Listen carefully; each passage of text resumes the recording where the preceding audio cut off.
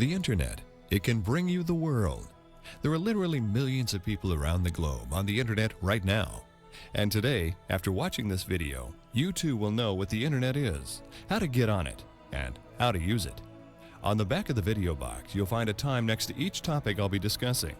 By using the clock counter on your VCR, simply fast forward or rewind to the subject that you want to review. Keep a pen and notepad handy, because I'll be giving you some phone numbers and website addresses along the way. Now sit back, get comfortable, and let's get started.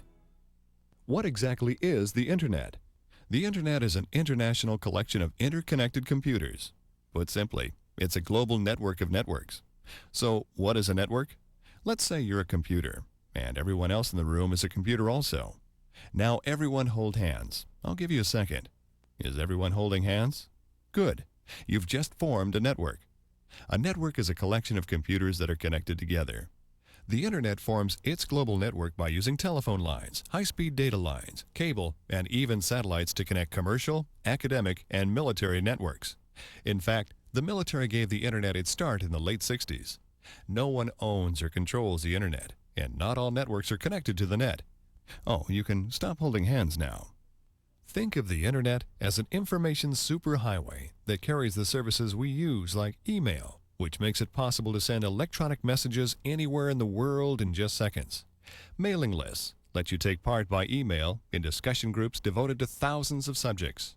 News groups, think of them as public bulletin boards where you can read or send publicly posted email messages on topics from A to Z.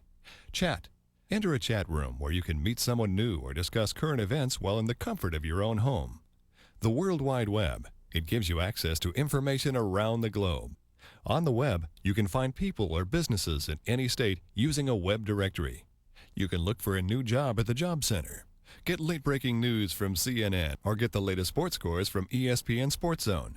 Track the financial markets at CNN-FN. Find answers to your health-related questions at Johns Hopkins website. Software for your PC is just a click away at download.com. Save money planning your next vacation by finding the lowest fares and making your own reservations at Travelocity. Make sure before you leave on that vacation to check the weather forecast at weather.com. And if you want to see what the weather is really like in many cities around the world, you can use a live webcam. This is a live picture of Surfers Paradise in Queensland, Australia. Do ATMs make you nervous? At Bank of America's website, you can do your banking from home at any time, day or night. How would you like to get your tax refund faster? Of course you would. And you can by filing online with SecureTax. Do your kids get homework problems that you can't even answer sometimes? Hop on the web for help. Are you in a market for a new house? Realtor.com can help you find one and give you mortgage information too. Looking for a new car? Take a virtual tour without setting one foot on a dealer lot. But before you trade in your old car first, find out what it's worth at Kelley Blue Book's website. Did you lose this week's TV guide? Don't worry, because their website will tell you what's showing and when. In order to start exploring cyberspace, you're going to need the right hardware, software, and an internet access provider. Let's start with hardware. Most people use a computer when going online. If you're going to use an IBM-compatible computer, it should have at least a 486 CPU, 16 megabytes of RAM, 10 to 80 megabytes of free hard disk space, and a modem. If you don't have a computer and you don't want one, you can still get online using your television with Web TV. I'll be talking about Web TV shortly, but first, you should know what a modem is. A modem is a device that allows your computer to make a telephone connection to another computer for the purpose of transferring data. Most new computers sold today come with a modem. You should have at least a 28.8 modem so you can take advantage of the multimedia content on the web. If you have a 33.6 or a 56K modem, you're doing even better because the faster your modem, the faster the web pages will appear on your screen. There are other and faster ways of exchanging data, like with DSL or digital subscriber line. DSL technology can provide both voice and internet communications over your existing telephone lines with speeds at least 9 times faster than a 28.8 modem. Call your phone company to find out when DSL is coming to your area. ISDN, or Integrated Services Digital Network, is already available and provides a digital connection that is 4 to 5 times faster than a regular modem, but does require installation of a special phone line. Visit this website, or call your local phone company for details. You know that cable coming out of your wall that gives you your MTV? Well, more and more cable companies are now offering internet access and television on the same cable line. A cable modem can be 100 to 1,000 times faster than a regular modem, and it could also free up your phone line. Call your cable company or go to this site for more information. Satellites have begun delivering the internet too, and at much higher speeds than a regular phone connection. Direct Duo can give you both television and the internet with only a small 21-inch dish on your roof. Visit your local electronics store or this website to find out more. Finally, you could even start getting the internet through your electric power lines. A company has figured out a way to do this, and they're currently testing this service in England. Next, you'll need software to go along with that hardware. You'll be using a software program called a web browser to navigate the internet. Just like a word processing program knows how to read text documents, a web browser knows how to read and display HTML or hypertext markup language. HTML is the software that's used to create web pages. The two most popular web browsers are Netscape's Navigator and Microsoft's Internet Explorer. The latest versions of both these browsers are available for free on the web. We will be using Internet Explorer 4.0 for this video. Next, you'll need to choose an internet access provider, and they come in a few varieties. First, for those of you who would like to use your TV for getting online, then Web TV is for you. What is Web TV? Let's visit their website and find out. The Web TV system includes the Web TV Internet Terminal, a remote control, and a subscription to the Web TV network. The terminal box is about the size of your VCR and allows you to surf the web using your television. You can also add a wireless keyboard and a printer so you can print your email messages or color photos from the web. Web TV's email has capabilities of up to 6 different users, each with his or her own email address and password. There's also a special parental control to make sure your children don't access inappropriate content or receive email from strangers. Each user can also save a list of their favorite websites. With Web TV, you don't need a computer, and you don't need computer skills. Anybody who can operate a regular television remote can easily use Web TV. For more information, call their 800 number or visit your local electronics retailer. What is an online service? An online service not only provides access to cyberspace, but also provides other services as well. As you can see here from America Online, they offer their subscribers neatly organized content, which may include news, software, chat rooms, games, and so on. The advantage of using an online service is that there is little or no setup, and they're generally easy to use. What is an Internet Service Provider? An Internet Service Provider, or ISP, provides you with a straight connection to the Internet, and that's about it. ISPs can range in size from local to nationwide operations. Their prices can range from $10 to $50 a month or more. The advantage of using an ISP is that you can get Internet access cheaper than an online service. So, how do you find an Internet access provider? Besides looking in the yellow pages, you can find a provider a few different ways, including using your computer. For those of you who haven't used Windows, when you start the computer, the opening screen, called the desktop, will look a lot like this. Operating a computer isn't what it used to be. Windows makes it easy now. All you have to do to start a program is click on its icon with your mouse. The easiest and fastest way to get on the net is to click on the pre-installed software your computer manufacturer has provided you. Click Start, Programs, then Online Services, and you will see a short list of service providers. Click on one, and you'll be guided through the setup process where your computer will automatically be configured for the Internet. Make sure you have your credit card number ready, because you'll need that to activate your account. Another way to find a provider is to use a program called the Connection Wizard, which is specifically designed to get you online quick and easy. You can find it in the Internet Explorer folder, and once you have an account, come back to this folder to start Internet Explorer or Outlook Express, which is the email and newsreader program. Now, to start the wizard, simply click on it, and when the Get Connected dialog box appears, click Next.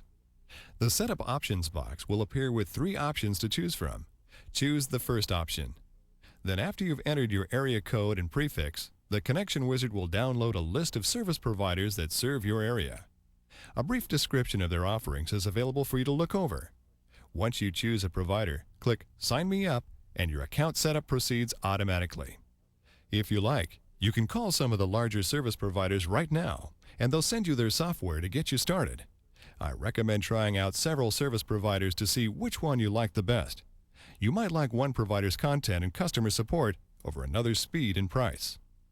Once you're online, visit The List. The List provides a comprehensive list of service providers that you can easily search by your area code. You can find out what each service has to offer and at what price.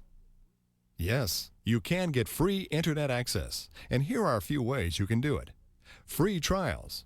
Many service providers will give you 1 month free internet access to coax you into signing up with them. So if you try out several companies, as I recommended earlier, you could surf the web for months free before settling down with a service provider you like the best. Freenets. A freenet is a service provider that gives free public access to a community-based computer system. Think of freenets as a computer equivalent of television's PBS or radio's National Public Radio. To find out if your community has a freenet, call your local library, or on the web, go to www.ofcn.org to see a list. Speaking of libraries, find out if yours is logged on. If it is, ask if you need to reserve time to get online, or if it's first come, first served basis. Your school or workplace could also be a convenient place to surf. A cyber cafe is a great place to browse the web and also have a cup of joe. The first thing people want to do when they get on the internet is surf the web. So what is the World Wide Web? It is the collection of all the web pages stored on internet computers around the globe. You can make your own web page, but that's another video. A website consists of one or more related web pages stored on a web server. Web servers are computers that host websites. One of the things that makes the World Wide Web so great is the ability to move from one website to another, or jump from a web server, say in Hawaii, to another server in Paris by just clicking your mouse. And the best part is, there are no long-distance telephone charges. In order to visit any web page, your browser needs an address. Just like every house on your block has an address, so does every web page on the World Wide Web. So let's talk about addresses for a moment. A web address is also known as a URL, or Uniform Resource Locator. The first part of the URL, HTTP, stands for Hypertext Transfer Protocol, and it's the computer language that allows us to navigate the web with just a click of the mouse. The second part of the URL, www.wolfpark.org, is called the domain name, and it represents the actual address of the internet computer that contains the web page. .org, known as the top-level domain, indicates this site belongs to a non-profit organization. You will also see .com, signifying a commercial enterprise, .edu for educational institution, .gov for a government agency, .mil for a military site, and .net for an internet access provider. The word separated by slashes is the path pointing to the directory on the internet computer that stores a particular page. This one, for instance, points to a picture of a beautiful wolf called Socrates at Wolf Park's website. Here's a tip. Anytime you see a picture or graphic that you like, you can save it to your hard drive by putting the pointer over the picture, then right-click your mouse. Click Save Picture As. Then choose the folder you want to save the picture in and click Save. Now you can print the picture or look at it anytime you like. Getting back to URLs, countries other than the United States will have addresses that end with a 2-letter country code. This website is for North Shore City in New Zealand, so its country code is NZ. And for all the sailboat enthusiasts out there, you know this is the country where our America's Cup currently resides. Hopefully after the next regatta, it'll be back in the USA where it belongs. This is a partial list of country codes. Here's a tip. If you know where you want to go and you have the URL, using your keyboard, press the Control and the L key. Now, type the address and hit Enter. If you noticed, I didn't have to type in HTTP. That's because the browser fills it in for you, and it also helps you to complete the address. This shortcut can save you time if you're a slow typer like me. And if you want to find an address, then you'll need to use a search engine. What is a search engine? A search engine is a tool used by a search site like this one that retrieves all the web documents in its database containing the keywords you asked it to look for. Here is a list of some popular search engines you can use. Search engines are continually combing the web, indexing the pages they find and adding them to their database. It's best to use a search engine when you're looking for specific information. And try different search engines because each one creates its database differently, so your search results will differ from site to site. A directory site is another type of search site that can help you get around. Directory sites license the use of search engines, but also use people to categorize sites by subject. This is a list of sites you can try out. Directory sites are useful to find general information. For instance, if you want to find a computer or health-related website. But if you want as much information as possible on a specific topic, then use a search engine. When you want to start a search, just click the search button. You can assign any search site to your search button by clicking Choose a Search Engine, List of all search engines. From here, simply click on the search site to automatically assign it to your search button. Let's say I want to learn about El Nino. I can search from this window, but for illustration purposes, I'll use the full window. Using Yahoo, I'll type in El Nino and hit Enter. Yahoo gives me a list of over 50 sites that match my request. Here's a tip. If you want to go to the top of a web page quickly, hit the Home key on the keyboard. If you want to jump to the bottom of the page, hit the N key. At the bottom of the page, the nice people at Yahoo provide a list of other search sites you can use to search on keywords you entered earlier. Let's click on Web Crawler.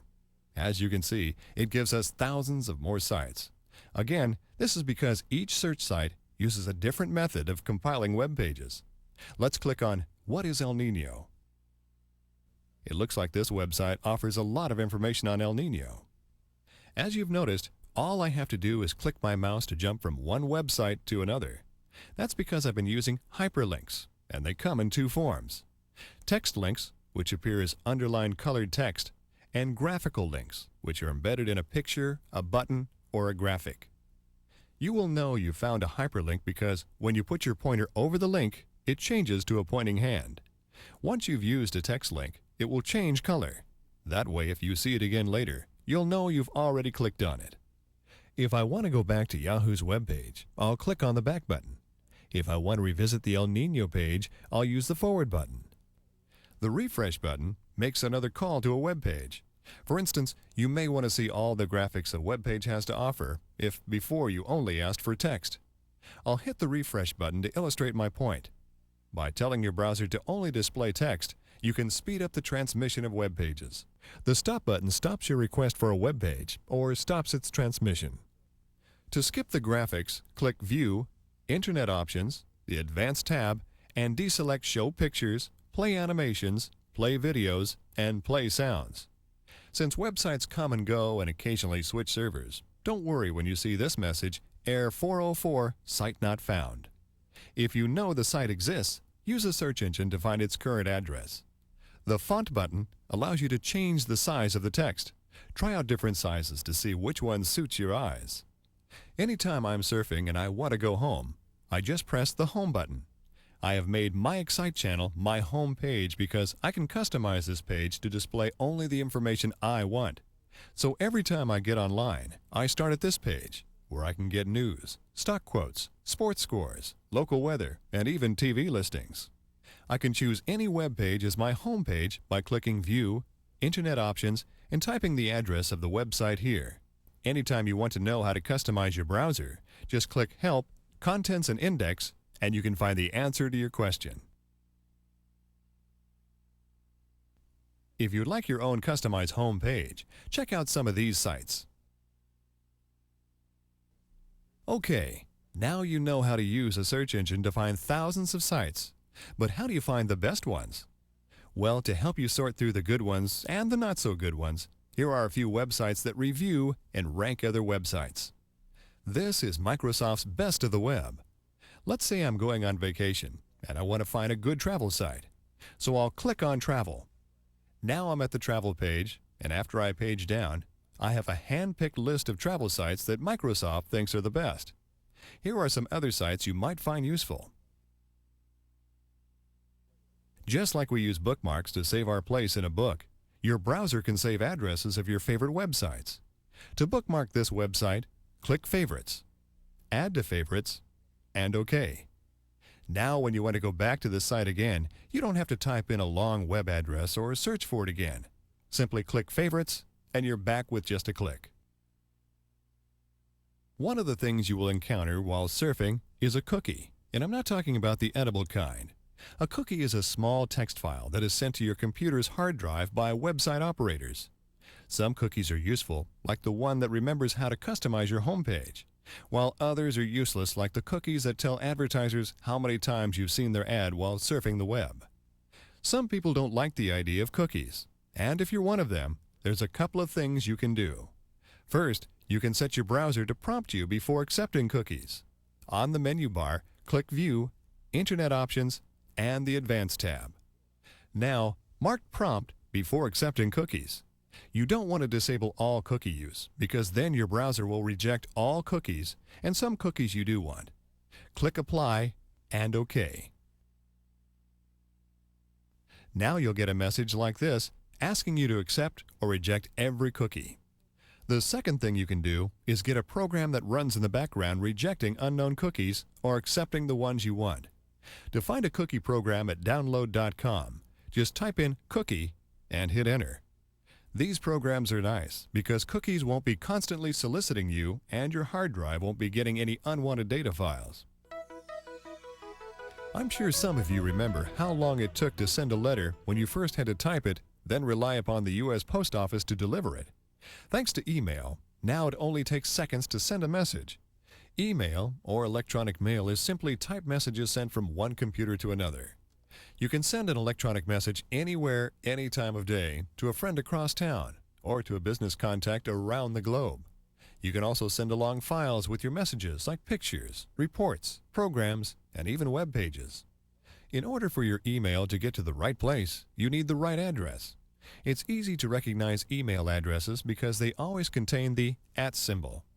The part of the address to the left of the @ symbol is your username. It could be part of your real name or a nickname you like. The part to the right of the @ symbol will be the name of your internet service provider or email service. Now, the easiest way to get someone's email address is to ask. But what if you can't? Then you'll want to use an email directory. Here is a list of directories you can use. 411 will help us today to look up President Clinton's email address. Type in Bill Clinton and hit enter. It looks like there are a lot of Bill Clintons out there, so how do I know which address is really President Clinton's? Since the White House is part of the government, President Clinton's email address will have .gov as its top-level domain, and here it is. Click on his name, and now you have the president's address. Click on his address link, and the email program starts automatically. Sending email is really easy. Just fill in the boxes. The To box is already filled in with the president's address, so now give the message a name in the subject box. And then type in the message.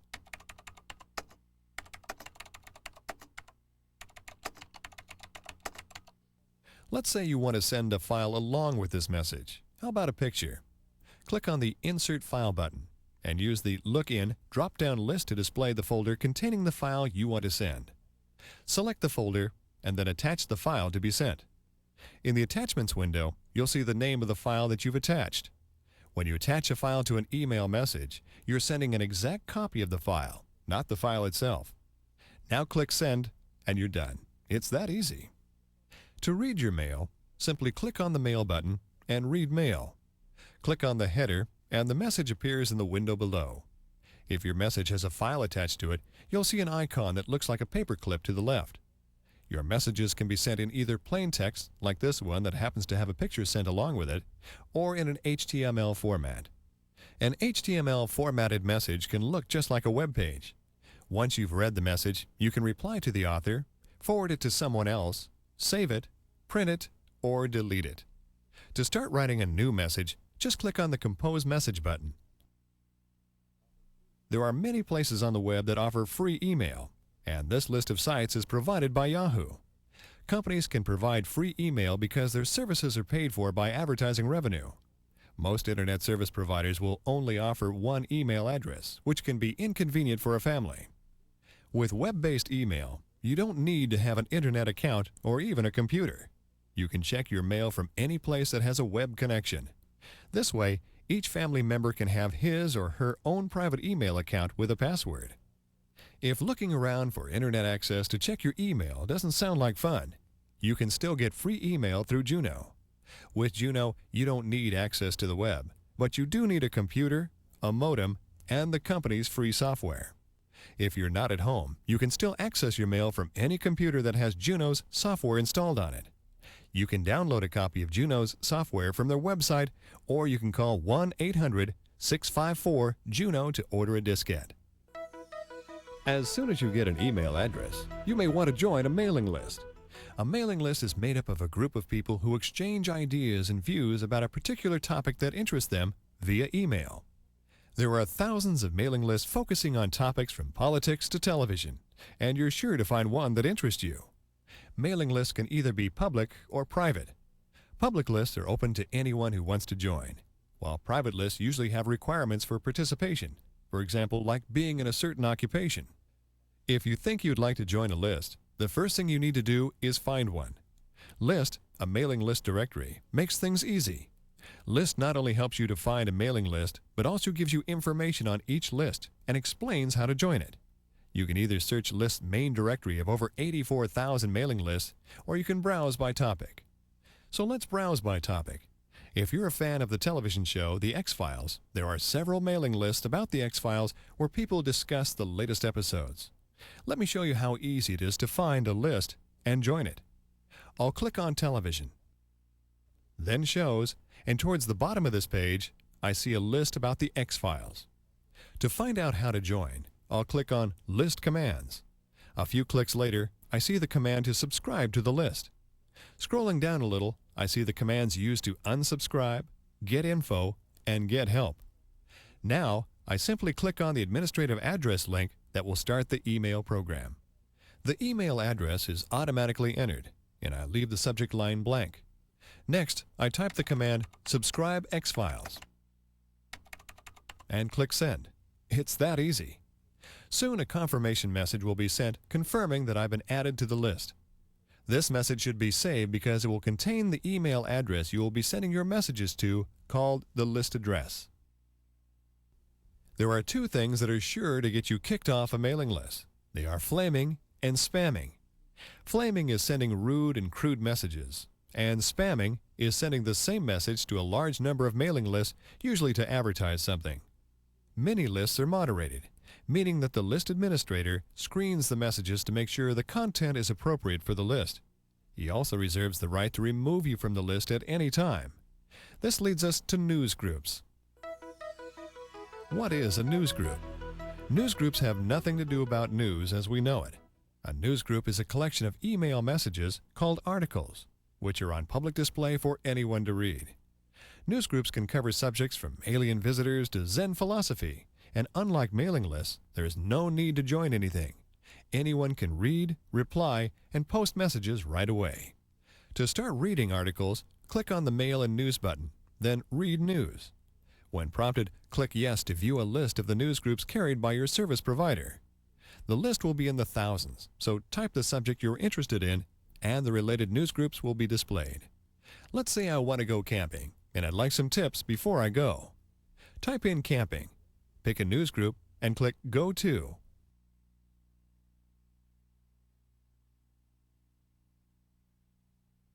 As you can see, there are many articles about camping where people have posted a question and got a reply, while others share stories about their latest trips.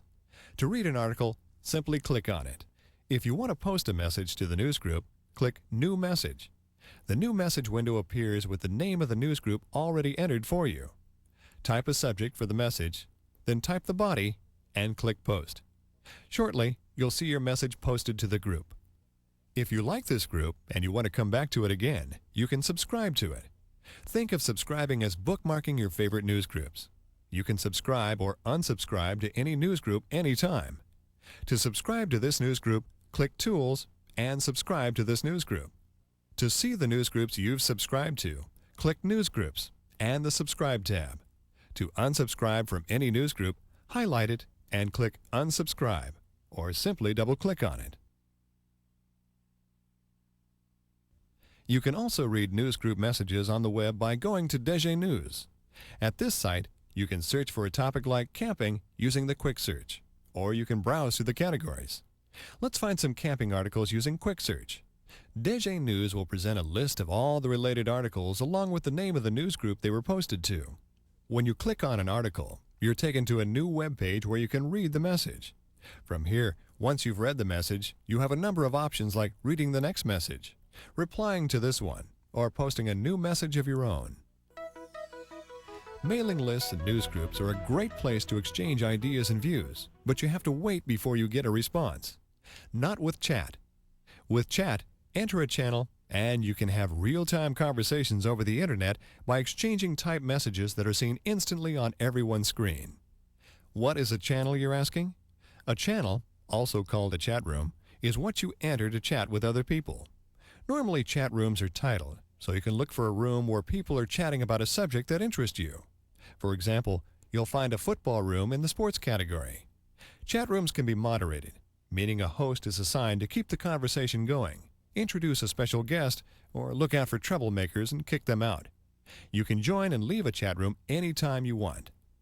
If you're using an online service such as AOL, the easiest way to start chatting is to use the chat rooms they offer their members.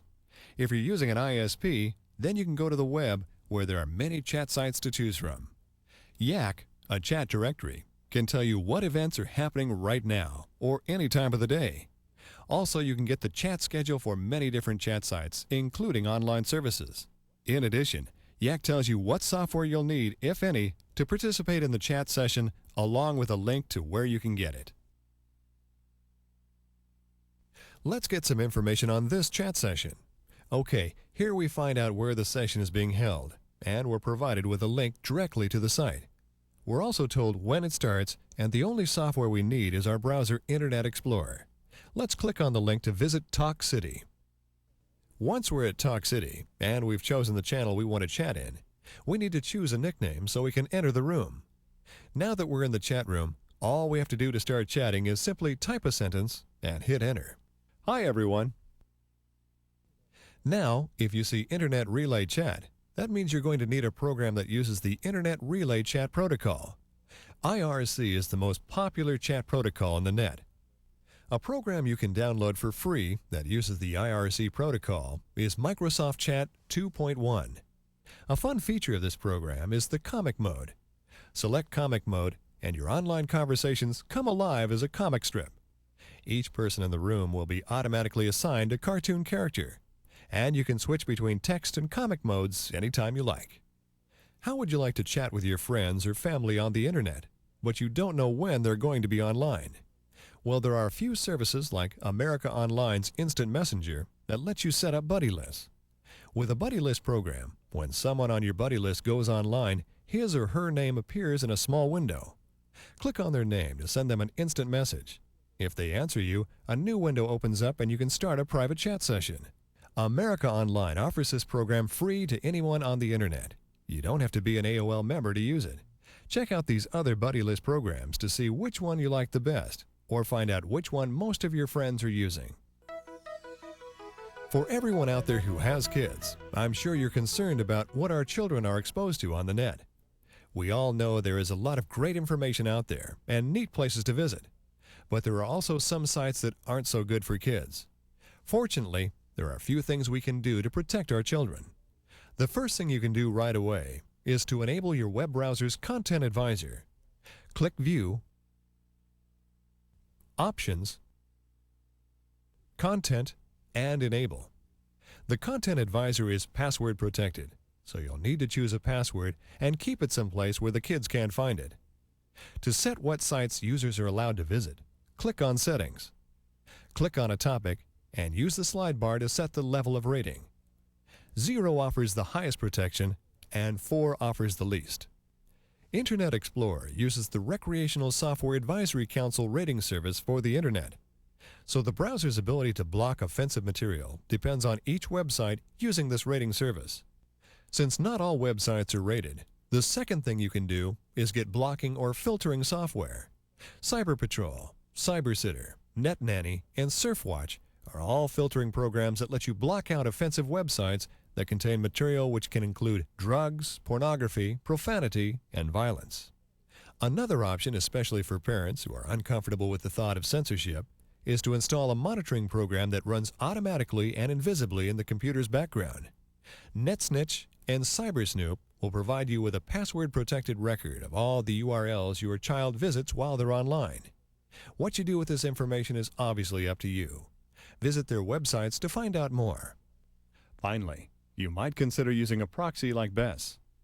With BES, you don't need to install any software. To use BES, you subscribe to their service, which then routes all communication between your computer and the Internet through its site. BES also provides a large set of links to resources for children and parents on the web. When your child tries to access a blocked site, BES displays a page saying, "BES won't retrieve that." For more information, visit the BES website. We all know viruses can make us sick. Well, they also can make our computer sick. A virus is a program that can replicate itself and spread from one computer to the next. A virus can be programmed to do anything from displaying silly messages to deleting files to crashing your computer. To keep your computer healthy while online, the first thing to remember is only download software from reliable sites. The second thing is to install antivirus software. Antivirus programs load automatically every time you start your computer and run in the background scanning your files for viruses. This software can help you detect viruses, clean them off your system, and repair any damage. Here is a list of some of the more popular programs you can download or buy at your local computer retailer. The third thing you want to do is back up your hard drive. If a virus causes a major crash and data gets damaged, you'll have a chance of restoring your important files. Now, the chances of you being infected by a virus are low, but if you do encounter one and you follow the steps I gave you, you'll be fine. Downloading. It sounds like a complicated computer task, but it is really rather simple, and people do it constantly. Downloading means copying a file or multiple files from an internet computer to your computer. What kind of files can you download? You can download text files, pictures and graphics, and all sorts of programs like games, utilities, upgrades, and patches to programs you already have, software for the home or business. You name it, and you can probably download it. Shareware is the most common software downloaded. Shareware is software you can download for a free trial, usually 30 days. If the program hasn't stopped running after 30 days, you'll still be able to use it, but some of its features might be disabled. If you decide to purchase the program, you're given a registration code which then makes the program fully functional. Beta software is software that is still in the development stage. It's usually fairly functional, but oftentimes it contains bugs and time limits like trial versions. You benefit from using betas because you get a test run at new software, and developers benefit because they get feedback and bug reports from the users.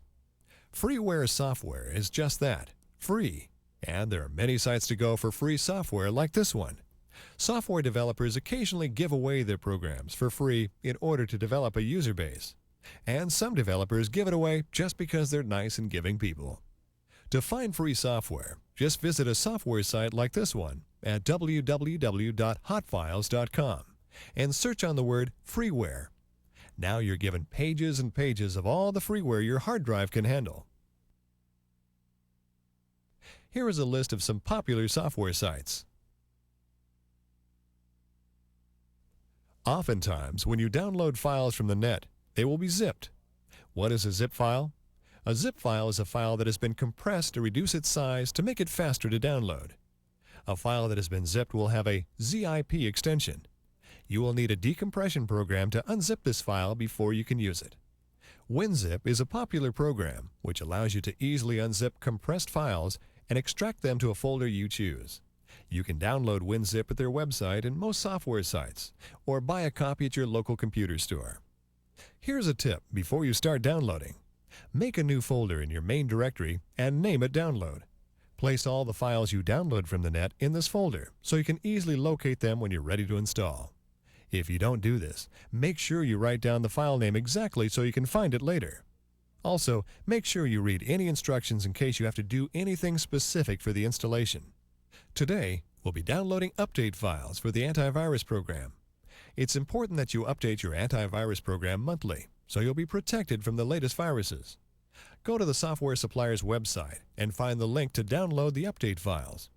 Click on the link and the browser displays the file download box. Click OK to save this file to your disk.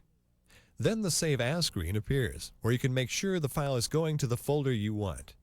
Leave the file name as it is and click Save. The download screen reappears and you start receiving the file.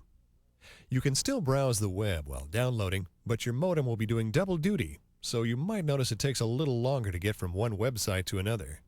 When the download is finished, click OK. Then close your browser and any other programs before you start any installation process. Now you're ready to install the new files. Go to the Download folder and find the file you downloaded. If the file has an exe extension, like this one for Microsoft's chat program, then simply double-click on it, and it will start the installation process automatically. If it's zipped, like the update files are, then WinZip will unzip it when I double-click on the file. The installation instructions said to replace the existing antivirus files with the new updated ones. So locate the folder that contains the existing files and make sure to overwrite them with the new ones. Close WinZip and Windows Explorer, then restart Windows for the new changes to take effect. In the last hour, we've covered the basics of the Internet. A good supplement to this video would be a book or two about the net. This will help fill in the gaps. I want to thank you for watching, and I'll see you in cyberspace.